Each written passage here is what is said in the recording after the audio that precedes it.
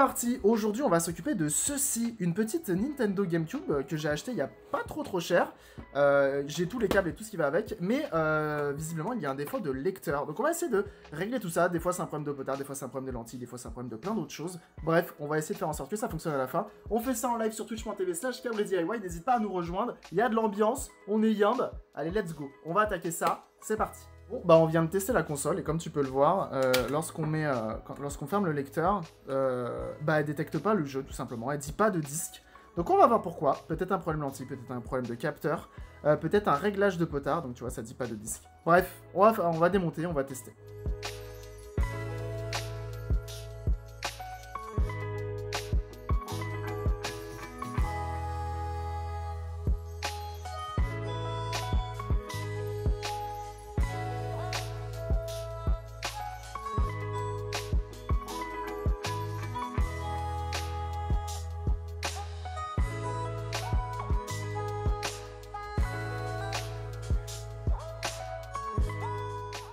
Bon, bah on vient de régler le lecteur, enfin on vient de le regresser, le nettoyer, etc., nettoyer la lentille, mais toujours pareil. Donc là, ce qu'on va faire, c'est qu'on va essayer de nettoyer, enfin de régler le potard pour envoyer un peu plus de patates au niveau de l'optique. Bref, on va essayer ça et on va voir si ça passe, sinon il faudra changer la lentille malheureusement. Alors on vient de régler le potentiomètre, donc tu vois on a mis 165 ohms, d'origine c'était 220, c'est juste ici. Et on va voir si ça suffit pour refaire fonctionner, donc là ça vient un petit peu amplifier la lentille du lecteur pour qu'il lise un peu mieux les CD. Donc on va tester ça et on verra ce que ça donne. Et voilà, avec le petit réglage du potentiomètre, ça fonctionne. Et en plus de ça, on teste avec le magnifique Need for Speed Underground 2.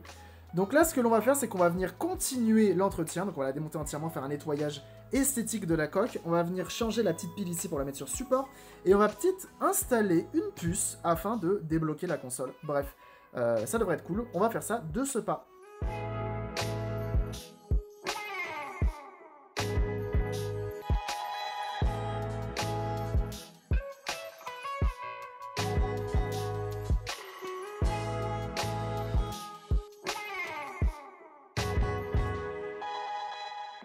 Et donc là, on vient d'installer cette petite puce Xeno qui permettra de débrider le lecteur.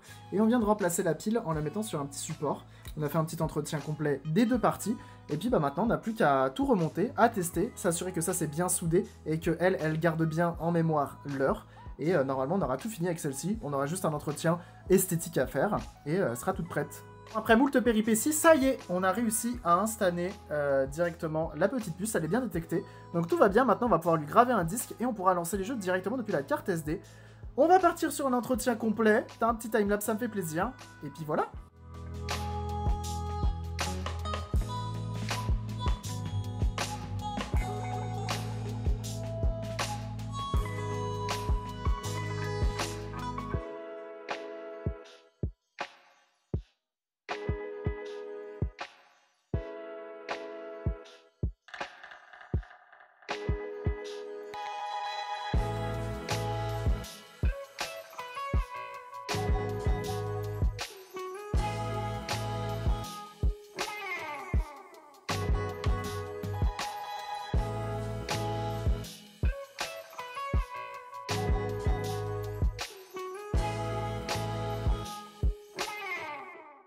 Voilà, elle est entièrement nettoyée, remontée, 100% fonctionnelle et même upgrade avec une nouvelle pile et une puce qui permet de débrider le lecteur totalement.